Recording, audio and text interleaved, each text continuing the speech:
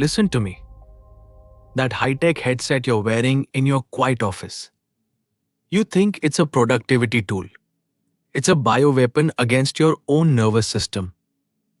When you put on noise-canceling headphones in an already silent environment, you are not creating focus.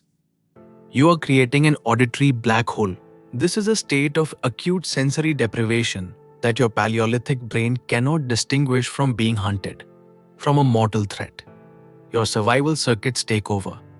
The command goes out. Halt all non-essential long-term projects. That means your mitochondria, the power plants of your cells, immediately stop crucial DNA repair. Instead of optimizing, your body enters a state of emergency, flooding your system with newly created senescent dread cells. These rogue cells don't die.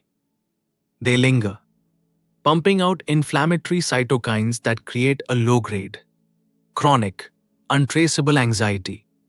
You feel it as a hum of dread you can't place. You're not focused. You're in a self-induced state of silent panic, aging your biology one quiet minute at a time. Take them off. Your DNA will thank you.